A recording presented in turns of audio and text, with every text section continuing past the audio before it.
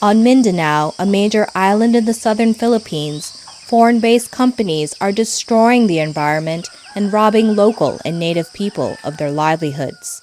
Corporate agribusinesses like U.S.-based Dole, Del Monte, Monsanto, along with international and Philippine mines, are polluting waterways and destroying the surrounding farms.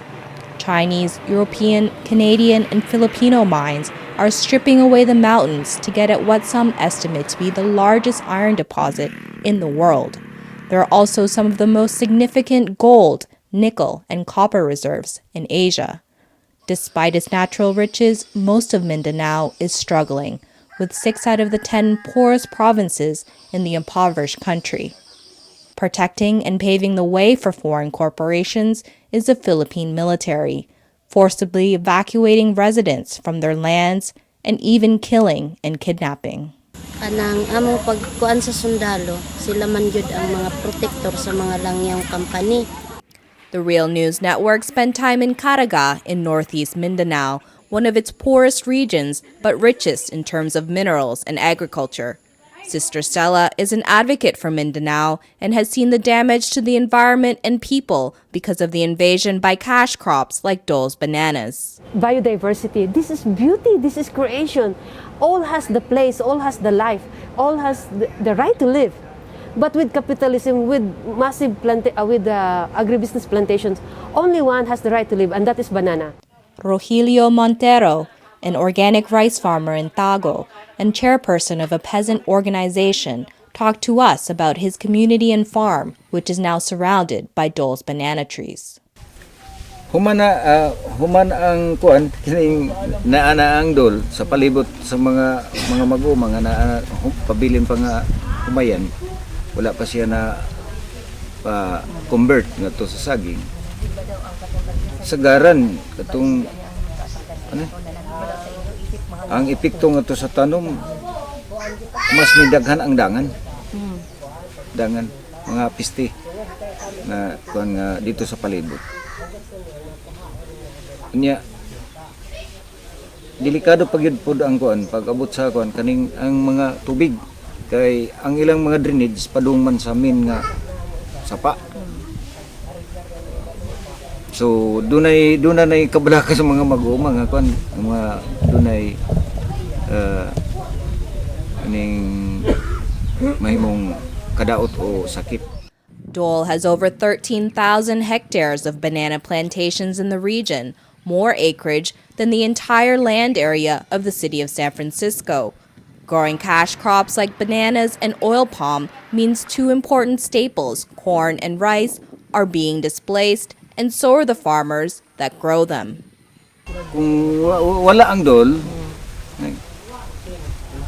ang isgutan ng panginabuhian sa mga mag-uma, igo-igo yun. Supisente siya sa panginahanglanon sa matag pamilya. Dole is taking over leases and lands that tenant farmers used to till. Now those farmers work for Dole and don't earn enough to survive.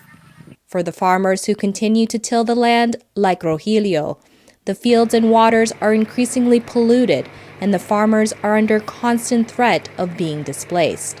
They also must contend with the Philippines' hacienda system. This system gives all the power to landowners, corporations, and the entrenched Philippine aristocracy. Most farmers are tenants that till the land owned by others. Tenant farmers must borrow money for the supplies they need and struggle to earn enough to pay back the loan. The Philippine government perpetuates a system of large landowning families like the current president's own family. Tenant farmers can't survive without subsidies as the price paid for their goods in local markets aren't enough to cover their expenses. Multinationals like Dole, on the other hand, are at a huge advantage. They're well capitalized and they sell their cash crops in a global market. In contrast, when rice growers sell their harvest, the price they get is so low that they have to sell nearly all their rice in order to make their loan payments. This leaves farmers without enough food to feed their families. Corporate plantations aren't the only destructive forces in Caraga. Large-scale corporate mining is tearing down mineral-rich mountains and sending them off to be processed in another country. We have seen by our own eyes how our mineral ore, our nickel laterite, the red soil, are being carried and shipped to Japan, to Australia, to China. This is Shenzhou nickel mine, stripping the mountain of its ore and shipping it to China right from its private port, where the toxic runoff is flowing into the sea. The mines contaminate waterways, killing crops, livestock, and people. We spoke to a farmer and fisherman who live near a Philippine-owned nickel mine in Surigao del Sur, Mark Ventures. So that areas are also surrounded by the mining areas. So ang medyo na ang nahitabo kibali dia kanang tungod kay ang mining areas to sa taas from high portion, then the agricultural is from down. So the siltation during the rainy days will flow down to the river, and of course the irrigation dam will be affected. Arsenio told us contaminated water from the mines is killing crops and fish, and these waterways are the only source of drinking water for the local residents. Many people displaced from their livelihoods now work for mining corporations, but the work is typically seasonal, on contract, with low wages, and without health benefits, despite the hazards. How can these corporations be getting away with this? Upon the recommendation of the World Bank, the Philippines liberalized its mining policies in the Mining Act of 1995 to attract more foreign engineering and capital. The act allows foreign corporations 100% ownership of the minerals, even though under the Philippine Constitution, foreign ownership is limited to 40%. The government only taxes 2% of the value of the mined ore, so now the government is basically giving away its mineral riches. Threats to the community aren't just to their environment and livelihood. The Philippine military is terrorizing local and native people to make way for mining, logging, and agricultural corporations. Since this farmer was a little girl, her indigenous Manobo community has been forced off their land at least 4 times by the Philippine military. Ang nahitabo, ang pagpuyo nila sa kabalayan, sa eskwelahan, pagpangransak sa alkadep, pagpangdaot sa eskwelahan, pagpuyo sa kabalayan, nga maupod ni siya ang hinungdan sa hinanali po namo nga pagbakwit. Siyempre, tungod kay nagbakwit ni, naepektuhan yun ang among panginabuhi. Mabiyaan ang among kaumahan, ang among harbisonon nga mga mais. Pagbalik namo, wala na. The village children also leave behind their education as the entire community is forced into the jungle. Kay diha sa among pagbakwit, sakit yun unta para sa among biya sa among kaugalingong panimalay. Kaysa mo puyo ka didto nga lisod ang CR, lisod ang tubig, lisod ang pagkaon. Ana siya, lisod ang katulganan. A Manobo chieftain and the chair of an indigenous organization told us about the military's past and ongoing intimidation. Matag military operation naagyod sa amo ang kahadlok. Mahadlok kami kung kinsa na po ang sunod na pulatahon sa among mga ginsakpan, kinsa na po ang sunod na patyon, o kinsa na po ang sunod nga mawala na dili na namo ikita o dili na namo makita, dili na namo mahibaluan kung patay pa ba sila o buhi. Kay hangtod karon adunay mga membro sa organisasyon nga nawala panahon sa militarisasyon. Hangtod karon wala nami mahibalo kung asa na sila karon. Wala nami mahibalo kung buhi pa ba sila o patay na. Local cooperative miners are also being threatened by the military.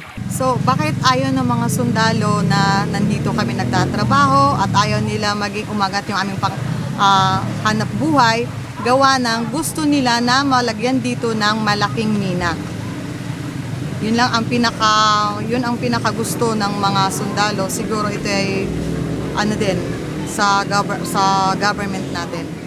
Josie told us the military blasted their tunnels, burned down their houses, and destroyed their pipes. Mining is their only source of income. These local miners don't use chemicals, water diversion, open pits, or deforestation, unlike corporate mines. When they sell the gold to local buyers, they share the proceeds equally throughout their cooperative. But these small-scale miners are a threat to corporate interests, and that's why the military is after them.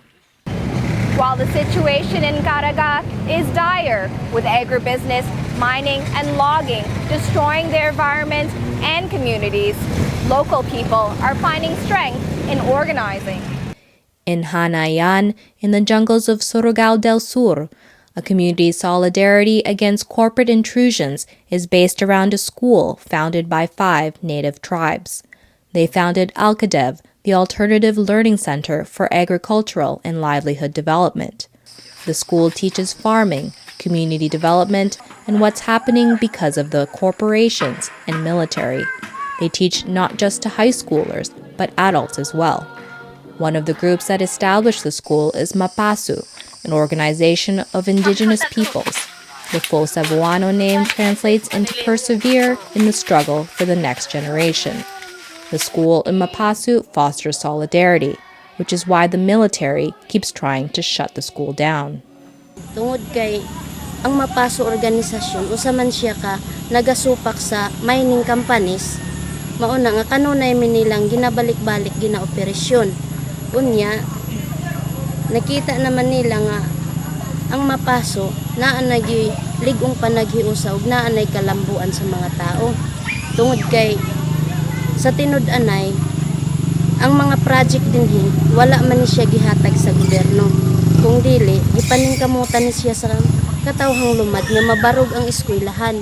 So far, Hanayan has been successful in fending off mining corporations. Sa kasamtangan dinhi sa Mapaso organisasyon, adunay mga nag-ung-ung nga mga mina nga gusto nga musulod pero tungod sa kusganon nga pagbabag sa katawhan, panaghiusa sa katawhan, wala sila makasulod, wala pa nakasugod.